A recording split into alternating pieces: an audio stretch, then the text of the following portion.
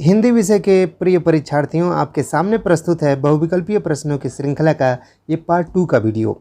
और अभी तक पार्ट 1 का वीडियो अगर आपने नहीं देखा है तो उसे प्लेलिस्ट में जाके ज़रूर देखिए। और एक और बात आपके लिए है, हिंदी टीच एजुकेशन चैनल से अगर आप अभी नहीं जुड़े हैं तो सब्सक्राइब करके उससे जुड़ सकते हैं। और आइए इस वीडियो का पहला प्रश्न शुरू करते हैं।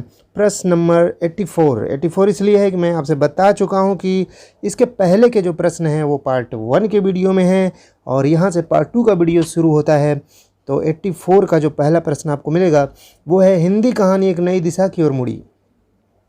तो आप इसके लिए आपके पास हैं 4 ऑप्शन, सन 1900 में मुड़ी, या सन 1910 में, या सन 1920, या सन 1935। तो जब प्रारंभिक कहानियाँ भारतेंदु युग के कुछ पहले से लिखी जा रही थीं और उसके बाद उनको एक नई दिशा मिली जब, तो ये आपको बताना है कि कब उसमें कुछ कहानी जैसा यथार्थवाद परक कहानियाँ जब लिखी जाने लगी, तो वो कौन सा समय है इसमें से आपको ये बताना है। चुनिए, उत्तर चुनिए, कौन सा सही है। सही उत्तर है ए, सन 1900।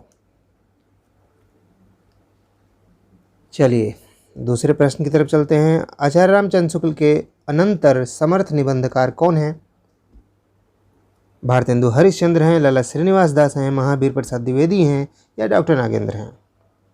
शुक्ल के अनंतर यानी कि शुक्ल के बाद, आचार्य रामचंद्र शुक्ल के बाद कौन सा ऐसा निबंधकार है जो कालक्रम की दृष्टि से आता है?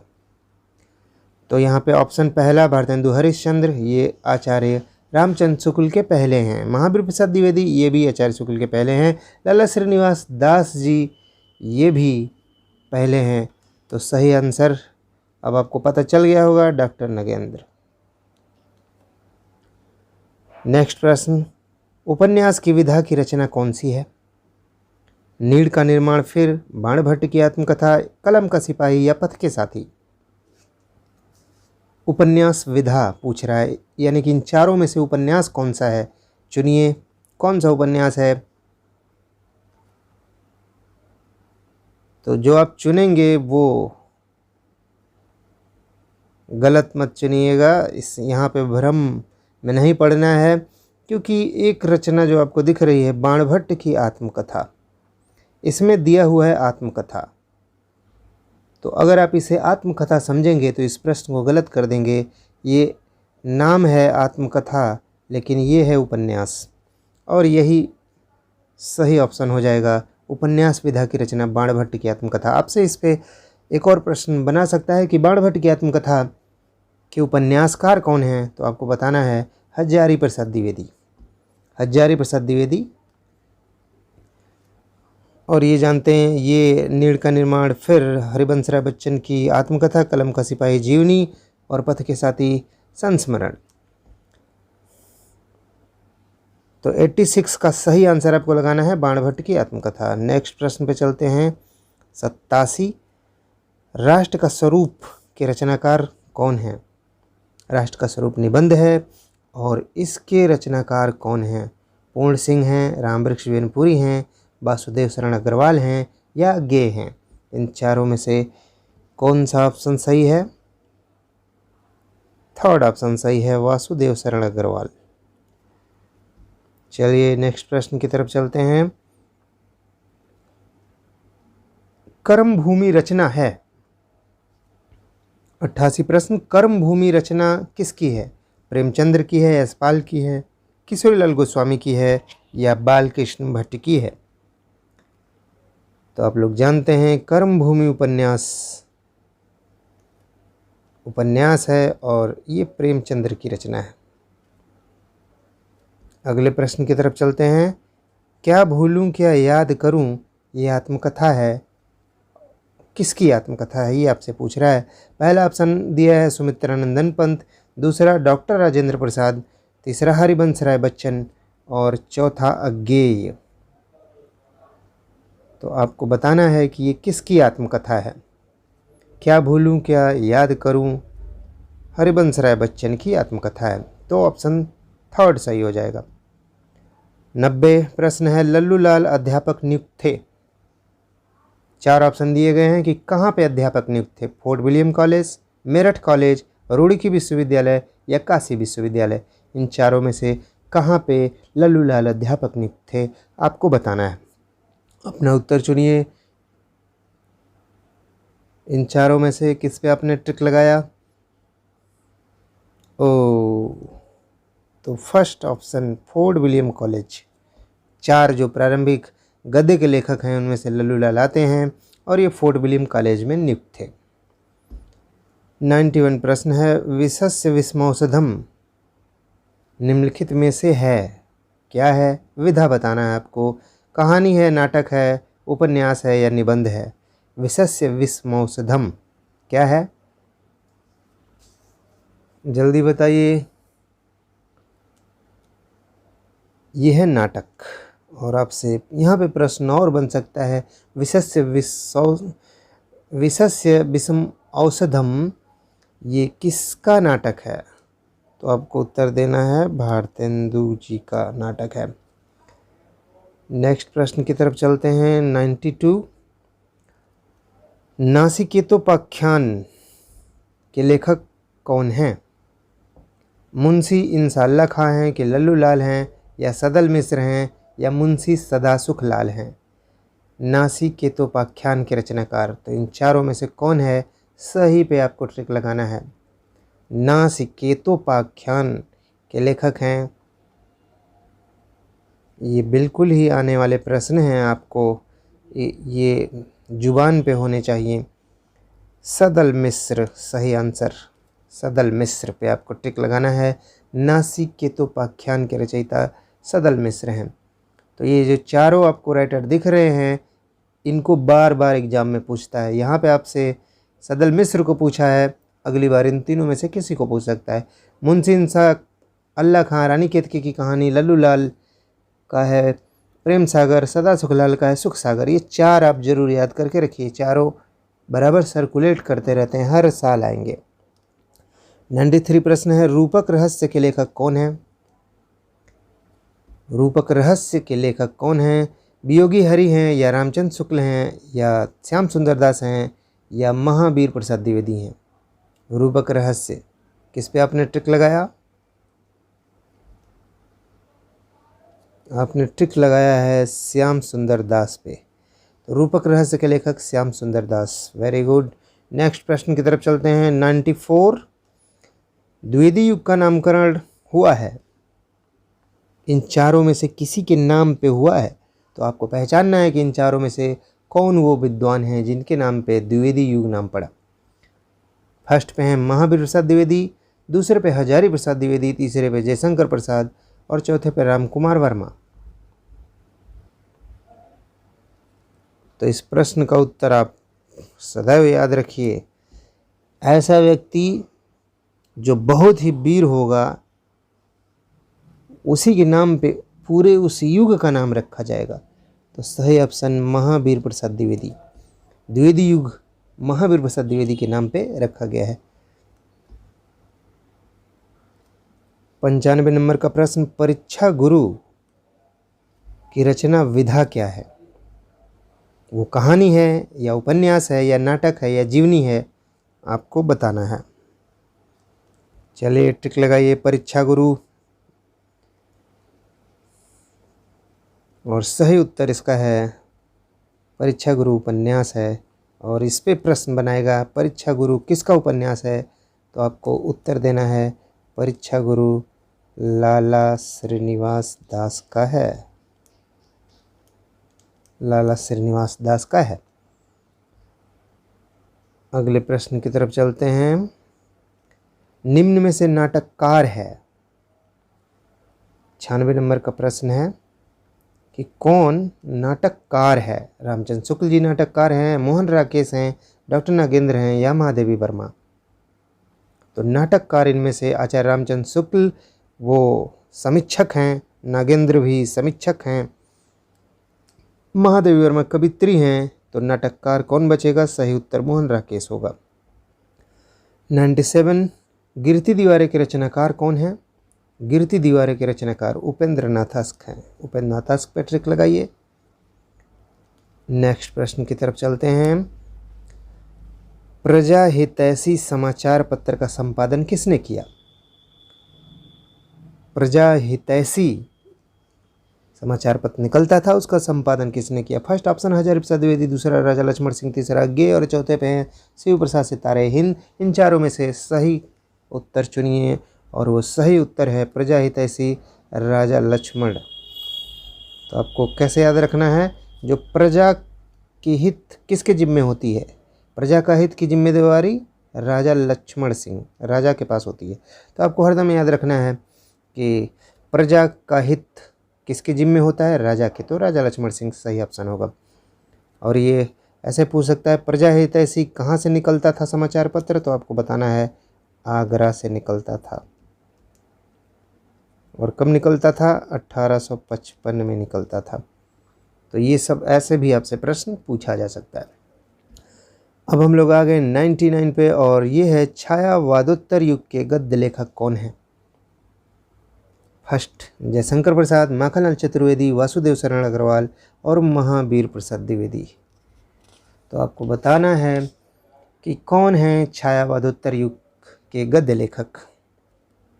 तो जयशंकर प्रसाद ये छायावाद के हैं, माखनलाल चतुर्वेदी भी छायावाद के आसपास के हैं, महावीर प्रसाद द्विवेदी जी द्विवेदी युग के। तो बच गए वासुदेव शरण अग्रवाल। तो ये छायावादोत्तर युग के वासुदेव शरण अग्रवाल सही उत्तर हो जाएगा। 100 नंबर का प्रश्न है कि 1957 में पद्म भूषण से अलंकृत किया गया था ऐसे व्यक्ति को, उनको आपको चुनना है। राय कृष्णदास हैं, विद्यानिवास मिश्र हैं, अज्ञेय हैं या हजारी प्रसाद द्विवेदी। तो आपको बताना है कि किसको 1957 में पद्म भूषण दिया गया। सही उत्तर क्या है? सही उत्तर है चौथा, हजारी प्रसाद द्विवेदी जी को 1957 में पद्म विभूषण से अलंकृत किया गया। 101 संपूर्णानंद को मंगला प्रसाद पुरस्कार प्राप्त हुआ। संपूर्णानंद को मंगला प्रसाद पुरस्कार किस रचना पे प्राप्त हुआ? अर्थात कौन सी रचना लिखे जिस पे प्रसन्न होकर के उनको मंगला प्रसाद पुरस्कार दिया गया? तो वो रचना समाजवाद है जिस पे उनको मंगला प्रसाद पुरस्कार दिया गया। तो सब ये सब आपको याद रखना है। आपके ऑब्जेक्टिव परीक्षाओं में ये ढेर सारे प्रश्न आपकी मदद करने वाले हैं। नेक्स्ट प्रश्न की तरफ चलते हैं। बेकन विचारमाला। बेकन विचारमाला अनुदित ग्रंथ है। बेकन विचारमाला यानी कि बेकन वो पाश्चात्य जगत के अंग्रेजी विद्वान हैं और उनकी रचना को अनुदित किया अपने हिंदी में अनुवादित किया। किसने किया? आपको इन चारों में से चुनना है। तो किसने किया? वो हैं महावीर, जिन्होंने बेकन विचार माला को अनुदित किया, महावीर प्रसाद द्विवेदी जी। नेक्स्ट प्रश्न की तरफ चलते हैं।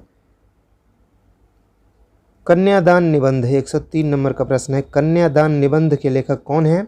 भारतेंदु हरिश्चंद्र हैं, हजारी प्रसाद द्विवेदी हैं, डॉक्टर संपूर्णानंद हैं या सरदार पूर्ण सिंह हैं? तो आपको इसका सही उत्तर सरदार पूर्ण सिंह होगा और इनके 4-5 ही निबंध हैं।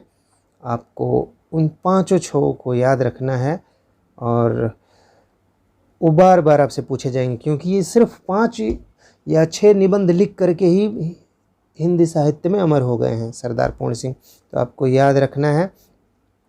और कन्यादान है, फिर अमेरिका का वॉल्ट हिटमैन करके उनका निबंध है, फिर इस तरीके से 5-6 हैं, आपको याद करना है और वही बार बार पूछे जाते हैं। नेक्स्ट प्रश्न की तरफ चलते हैं। 104 विधा की दृष्टि से बोलगा से गंगा। ये क्या है? विधा की दृष्टि से बोलगा से गंगा क्या है? उपन्यास है, कहानी है, यात्रा वृत्तांत है, आत्मकथा है? तो बोलगा से गंगा राहुल संकृत्यायन जी की कहानी संग्रह है। आपको कहानी दूसरे नंबर पर टिक लगाना है। 105 की तरफ चलते हैं। अज्ञेय का सन्नाटा शीर्षक लेख उनके किस निबंध संग्रह में संकलित है? मतलब आपसे पूछा जा रहा है कि निबंध का एक संग्रह है, अर्थात ऐसी पुस्तक जिसमें ढेर सारे निबंधों को एक साथ संपादित किया गया है तो उसको बोलते हैं निबंध संग्रह। उस निबंध संग्रह में से सन्नाटा भी एक निबंध संग्रह उसमें संकलित है। तो कौन सा निबंध संग्रह है जिसमें सन्नाटा संकलित है? तो इसका राइट आंसर है सब रंग कुछ राग। इस वाले निबंध संग्रह में सन्नाटा वाला निबंध संकलित है। 106 पे चलते हैं। हिंदी साहित्य में व्यंग के आधार स्तंभ कौन है? श्याम सुंदर दास हैं, कन्हैयालाल मिश्र, प्रभाकर हैं, हरिशंकर परसाई हैं, रामवृक्ष बिनपुरी हैं। तो इन चारों में से सबसे बड़ा व्यंगकार पूछ रहा है, व्यंग शैली में जो लिखता है उसे सब लोग जानते हैं, वो हैं हरिशंकर परसाई जी। तो थर्ड नंबर का ऑप्शन सही हो जाएगा। नेक्स्ट प्रश्न पे चलते हैं।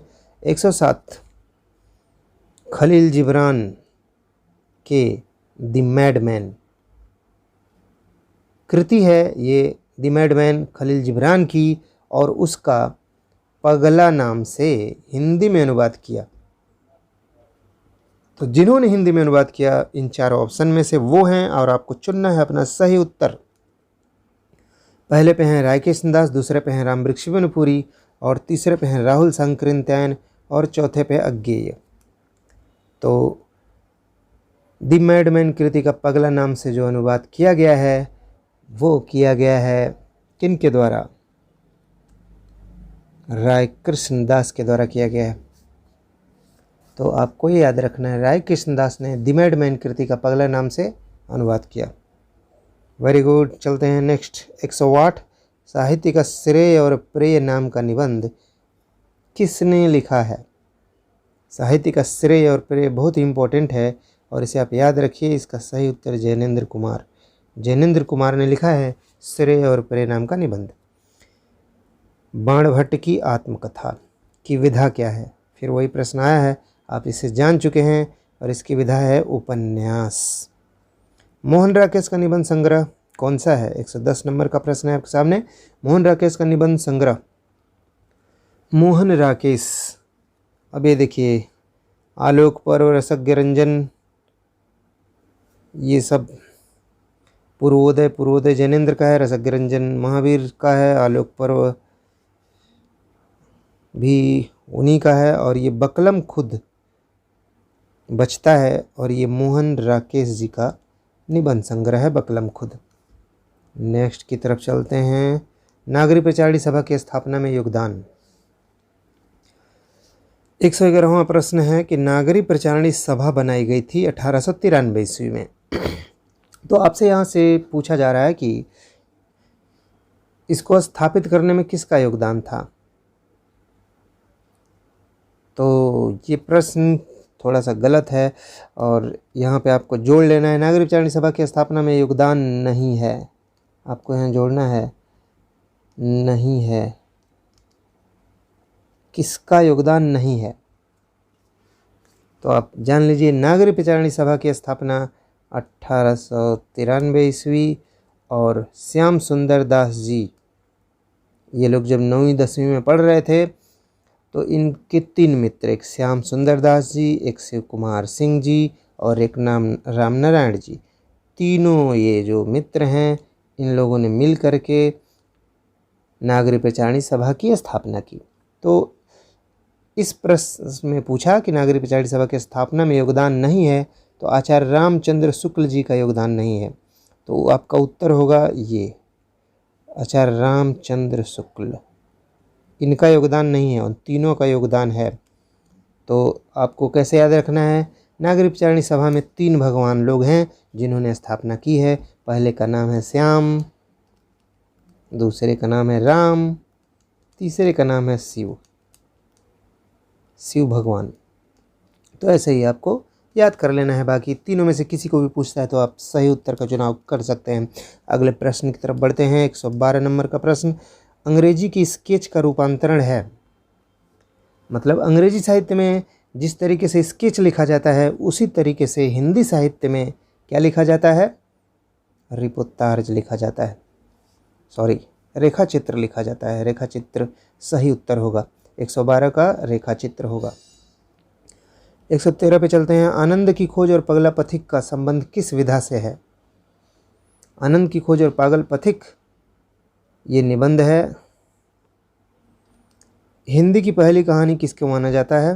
आप लोग सब जानते हैं, इंदुमती को माना जाता है। किशोरीलाल गोस्वामी इसके कहानीकार हैं। हिंदी की पहली कहानी किशोरीलाल गोस्वामी, इंदुमती। 115 की तरफ चलते हैं। तुम चंदन हम पानी किस विधा की रचना है? ये है निबंध की। तुम चंदन हम पानी विद्यानिवास मिश्र का निबंध है। तो आपको ये भी याद रखना है कि तुम चंदन हम पानी की विधा क्या है, वो निबंध है और इसके राइटर हैं विद्यानिवास मिश्र। अगले प्रश्न की तरफ बढ़ते हैं। 116 नंबर का प्रश्न है, आधुनिक काल के प्रमुख नाटककार कौन माने जाते हैं? आधुनिक काल के प्रमुख नाटककार कौन माने जाते हैं? पहला ऑप्शन आपके लिए मोहन राकेश, दूसरा लक्ष्मीनारायण मिश्र, चौथा जैसा, तीसरा जयशंकर प्रसाद और डॉक्टर राम कुमार वर्मा। तो इसमें से कौन से आधुनिक काल के नाटककार माने जाएंगे? तो आप बताएंगे कि कौन माने जाएंगे। आधुनिक काल के प्रमुख नाटककार पूछा है, तो सब इन चारों में से सब नाटककार हैं, लेकिन सबसे प्रसिद्ध नाटककार पूछा है। प्रमुख नाटककार पूछा तो वो हैं जयशंकर प्रसाद। भारतेंदु हरिश्चंद्र की रचना है, आपसे पूछ रहा है कि भारत इन चारों में से वैदिकी हिंसा अनुभूति, कलि कौतुक, नूतन ब्रह्मचारी, प्रेम मोहिनी, इन चारों में से भारतेंदु जी की कौन सी रचना है? तो सही उत्तर वैदिकी हिंसा न भवती, ये भारतेंदु जी की है। नेक्स्ट प्रश्न है, चिदविलास के लेखक कौन हैं? चिदविलास के लेखक कौन हैं? तो इसका सही उत्तर क्या है? जल्दी से ट्रिक लगाइए। इसका सही उत्तर डॉक्टर संपूर्णानंद की रचना है चिदविलास। 119 पे चलते हैं। सदल मिश्र की रचना, अभी हमने कहा था कि इन चारों को आपको याद रखना है, उनकी रचनाओं का नाम याद रखना है। यहाँ पे आ चुके हैं सदल मिश्र और उनकी रचना का नाम पूछ रहा है। सदल मिश्र की रचना का नाम है नासिकेतोपाख्यान। अब बताइए सुख सागर किसकी है? आपसे पूछा जा रहा है सुख सागर, आपका इसका उत्तर आप खोजिए, अभी आपको बताया गया है। नेक्स्ट पे चलते हैं। 120वां, नीड़ का निर्माण फिर विधा पूछ रहा है आपसे, यानी कि गद्य की कौन सी विधा में नीड़ का निर्माण फिर रचना लिखी गई है? पहला है कहानी, दूसरा यात्रा वृत्तांत, तीसरा उपन्यास और चौथे पे है आत्मकथा। तो आपको बताना है कि इसमें से कौन सा है। नीड़ का निर्माण फिर, ये क्या है? सही उत्तर होगा इसका आत्मकथा। द्विवेदी युग के लेखक, अगला प्रश्न, द्विवेदी युग के लेखक कौन हैं? हरिशंकर परसाई हैं, कन्हैयालाल मिश्र प्रभाकर हैं, किशोरीलाल गोस्वामी हैं या अज्ञेय हैं? तो आप जानते हैं अज्ञेय द्विवेदी युग के नहीं हैं। हरिशंकर परसाई जी भी नहीं हैं, किशोरीलाल गोस्वामी और कन्हैयालाल मिश्र प्रभाकर। तो कन्हैयालाल मिश्र प्रभाकर भी छायावाद युग के बाद आते हैं, तो इसलिए सही उत्तर यहाँ पे किशोरीलाल गोस्वामी हो जाएगा। किशोरीलाल गोस्वामी। नेक्स्ट प्रश्न 122 नंबर का, डायरी विधा के लेखक कौन हैं? डायरी विधा लिखते हैं, उसके लिए आपको ऑप्शन है शमशेर बहादुर सिंह, राहुल शंकरितन, सदल मिश्र या सरदार पूर्ण सिंह। डायरी विधा के लेखक, तो सही ऑप्शन है शमशेर बहादुर सिंह, यही हैं डायरी विधा के लेखक। अगले प्रश्न की तरफ चलते हैं। मजदूरी और प्रेम रचना किस विधा से संबंधित है? मजदूरी और प्रेम,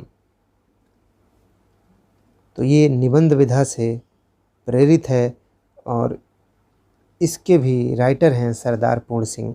तो आपको याद रखना है ये मजदूरी और प्रेम भी उनका, सरदार पूर्ण सिंह का इम्पोर्टेंट निबंध है। 124 नंबर का प्रश्न है, चंद्र शर्मा गुलेरी की प्रसिद्ध कहानी, उसका आपको नाम बताना है और इसे सब लोग जानते हैं। चंद्रधर शर्मा गुलेरी हिंदी साहित्य की प्रसिद्ध कहानी लिखते हैं और वो उस कहानी का नाम है उसने कहा था। तो आपसे पूछ सकता है उसने कहा था का प्रमुख पात्र कौन था? तो आपको बताना होगा लहना सिंह। अब यहाँ पे 125वां प्रश्न है, द्विवेदी युग के लेखक कौन हैं? इसमें से आपको चुनना है द्विवेदी युग का लेखक। नंदुलाल वाजपेयी जी, हरिकृष्णा प्रेमी जी और डॉक्टर नागेंद्र और सरदार पूर्ण सिंह। तो द्विवेदी युग के लेखक जानते हैं आप, सरदार पूर्ण सिंह द्विवेदी युग के लेखक हैं। 126 नंबर का प्रश्न है, अशोक के फूल निबंध के लेखक कौन है? अशोक के फूल सब लोग जानते हैं, हजारी प्रसाद द्विवेदी। 127 नंबर का प्रश्न, प्रसिद्ध उपन्यास लेखक कौन है? इनमें से प्रसिद्ध उपन्यास लेखक कौन है? उपन्यास लिखने वाले कौन हैं? मोहन राकेश हैं, राम कुमार वर्मा हैं, डॉक्टर संपूर्णानंद हैं और महावीर प्रसाद द्विवेदी हैं।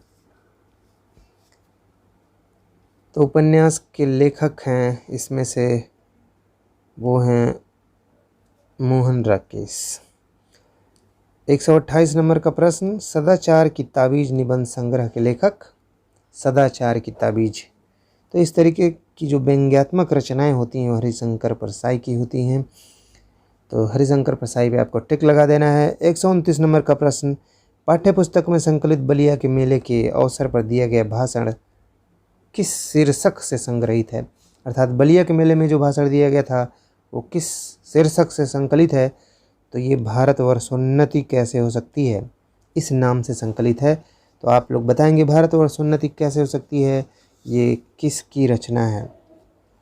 नेक्स्ट प्रश्न चलते हैं, मर्यादा और टुडे के संपादक कौन थे?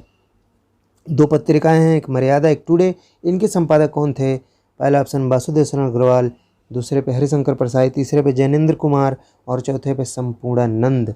तो मर्यादा और टुडे के कौन हैं आपको बताना है, जल्दी से ऑप्शन में से सेलेक्ट करिए। इसका सही उत्तर क्या है? दोनों पत्रिकाएं निकाले थे डॉक्टर संपूर्णानंद ने, तो चौथा सही हो जाएगा। अब चलते हैं 131 नंबर के प्रश्न पे, किसका वास्तविक नाम केदार पांडेय था? केदार पांडेय किसका वास्तविक नाम था? तो आप लोग जानते हैं केदार पांडेय नाम राहुल सांकृत्यायन जी का वास्तविक नाम था। सांकृत्यायन, क से कृत्यायन, क से केदार, तो ये आपको ऐसे ध्यान में रखना है। अब हम लोग चलते हैं नेक्स्ट प्रश्न की तरफ। 132 नंबर का जो प्रश्न है वो कहता है, रॉबर्ट नर्सिंग होम किस शहर में स्थित था? तो आप इसे पढ़े होंगे, आप जानते होंगे कि ये इंदौर शहर में था। नेक्स्ट प्रश्न की तरफ चलते हैं, सब रंग और कुछ राग निबंध संग्रह के लेखक कौन हैं? बताना है आपको, अज्ञेय, जैनेन्द्र, जी सुंदर रेड्डी या मोहन राकेश। इन चारों में से कौन सा सही है? और ये सही उत्तर आपको मिलेगा अज्ञेय का। ये निबंध संग्रह है सब रंग और कुछ राग, ये निबंध संग्रह अज्ञेय जी का है। 134 पे चलते हैं, मथुरा के पुरातत्व संग्रहालय के अध्यक्ष पर कार्य करने वाले निबंधकार कौन थे? आपको बताना है कि मथुरा संग्रहालय जो है वहाँ पे उसके अध्यक्ष पद पर कौन कार्य किए थे। तो आपको जानना चाहिए कि वासुदेव शरण अग्रवाल को पुरातत्व और इत्यादि से बड़ा लगाव था, तो इसलिए ये वहाँ के अध्यक्ष बनाए गए थे वासुदेव शरण अग्रवाल जी, मथुरा पुरातत्व संग्रहालय के।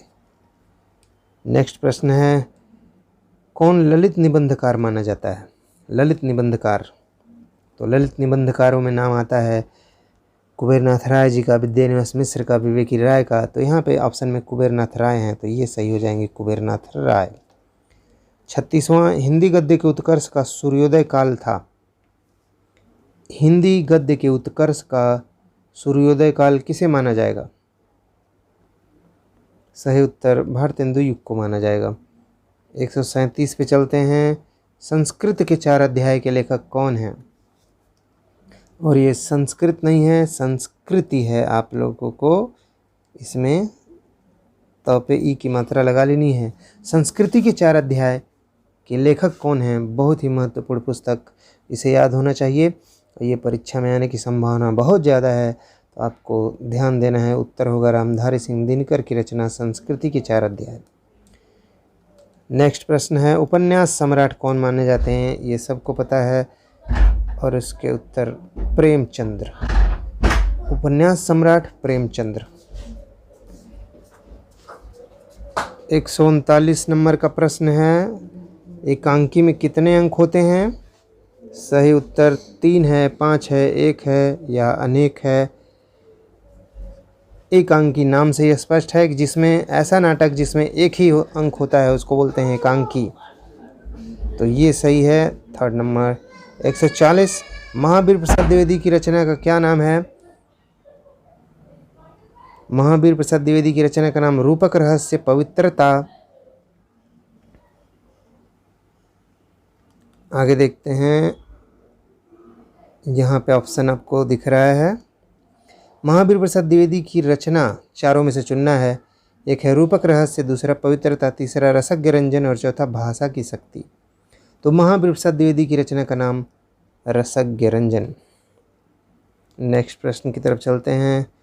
सरस्वती पत्रिका के संपादक, ये तो बहुत ही फेमस प्रश्न है, सब लोग जानते हैं, बार बार परीक्षा में आता है। सरस्वती के संपादक महावीर प्रसाद द्विवेदी जी। अगला प्रश्न, भारत दुर्दशा। भारत दुर्दशा के लेखक कौन है? महावीर प्रसाद द्विवेदी जी, रायकृष्ण दास जी, भारतेंदु हरिश्चंद्र या श्याम सुंदर दास। बहुत ही प्रसिद्ध नाटक है, तो ये भी प्रश्न पूछ सकता है कि इसकी विधा क्या है, तो आपको बताना है नाटक, और इस नाटक के नाटककार हैं भारतेंदु हरिश्चंद्र। 143 नंबर का प्रश्न है, फणीश्वरनाथ रेणु की रचना कौन है? पुरस्कार है, मैला आंचल है, गबन है या रसज्ञ रंजन है। तो पुरस्कार जयशंकर प्रसाद की कहानी है, गबन प्रेमचंद्र की है और मैला आंचल फणीश्वरनाथ रेणु जी का है, और रसज्ञ रंजन अभी आपने पढ़ा महावीर का है। तो ये 143वां का सही ऑप्शन मैला आंचल। फणीश्वरनाथ रेणु का क्या है? उपन्यास है। नेक्स्ट प्रश्न पे चलते हैं। आखिरी चट्टान किस विधा की रचना है? आखिरी चट्टान किस विधा की रचना है आपको बताना है। रेखा चित्र है, संस्मरण है, डायरी है, यात्रा वृत्तांत है। तो आखिरी चट्टान यात्रा का वृत्तांत है, और ये आखिरी चट्टान किसकी रचना है आपको उत्तर देना है। ये है मोहन राकेश की। नेक्स्ट प्रश्न की तरफ चलते हैं। सुख सागर के लेखक कौन हैं? सुख सागर जानते ही हैं आप, ये मैं आपको बता चुका हूँ। सुख सागर आएगा तो इनके नाम से ही सदा सुख, ये सदैव ही सुखी रहते हैं, इसलिए सुख के सागर में रहते हैं। तो आपको थर्ड पे उत्तर अपना लगा लेना है। 146 नंबर का प्रश्न कहता है, यात्रा वृत्तांत विधा के लेखक कौन है? राम कुमार वर्मा जी हैं, राहुल कृत्यायन हैं, रायकृष्ण दास हैं और बिंदरलाल वर्मा हैं। तो यात्रा वृत्तांत के लेखक जो यात्राओं पे ज़्यादा लिखते हैं तो आपको मिल जाएंगे, राहुल कृत्यायन जी ज़्यादा लिखते हैं। तो इसका उत्तर हो जाएगा 4। नेक्स्ट प्रश्न, गेहूं बनम गुलाब के लेखक कौन हैं? गेहूं बनम गुलाब के लेखक हैं राम वृक्ष बिनपुरी जी।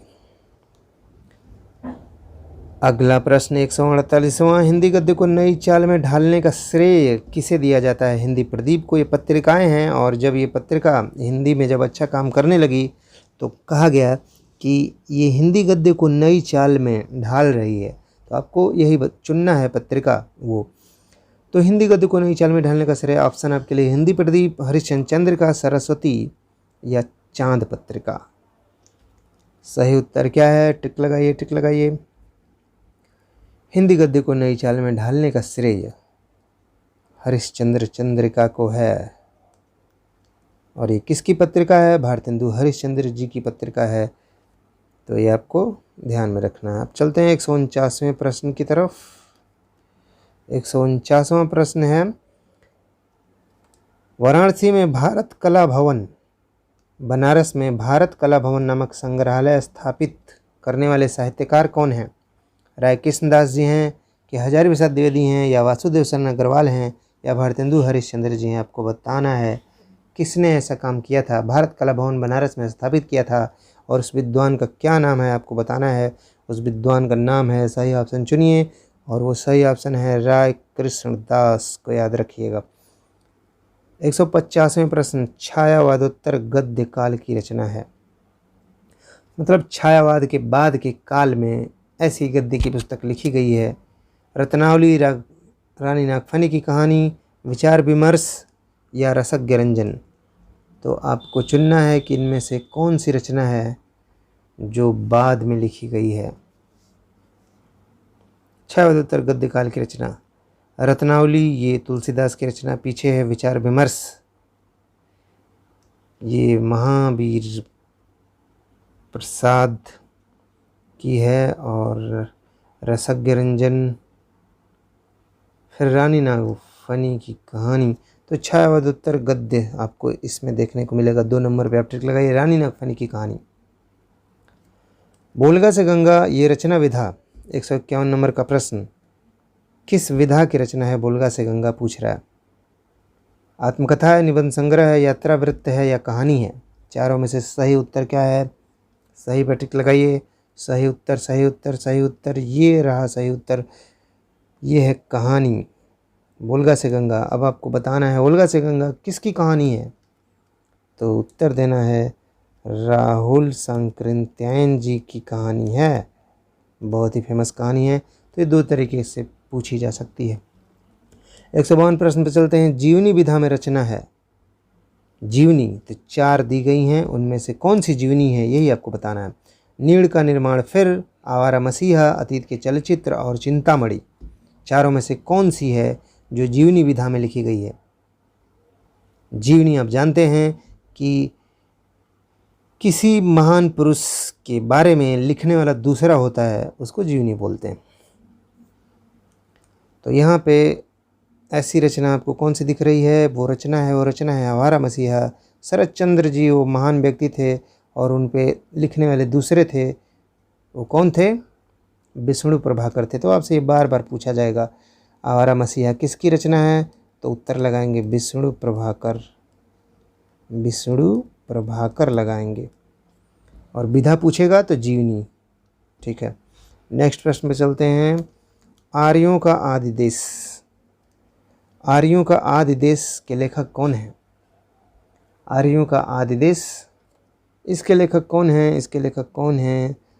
सुंदर रेड्डी हैं या डॉक्टर संपूर्णानंद हैं या राय कृष्ण दास हैं या वसुदेवशरण अग्रवाल हैं? इन चारों में से कौन है? ये हैं डॉक्टर संपूर्णानंद जी, जिन्होंने लिखा है आर्यों का आदि देश कौन है। तो दूसरा ऑप्शन सही हो जाएगा। और 154वां प्रश्न है। भारत की राष्ट्रभाषा हिंदी किस बोली से बनी है? अवधी से, ब्रजभाषा से, खड़ी बोली से या बुंदेली से? तो इन चारों में से सही उत्तर क्या है? राष्ट्रभाषा हिंदी किस बोली से? सही उत्तर खड़ी बोली से बनी है। खड़ी बोली से बनी है। इस प्रकार से ये प्रश्न आपके पूरे होते हैं। और अगर ये प्रश्न आपको पसंद आते हैं तो चैनल को सब्सक्राइब और लाइक ज़रूर करिए। मिलते हैं फिर। जय हिंद, गुड नाइट।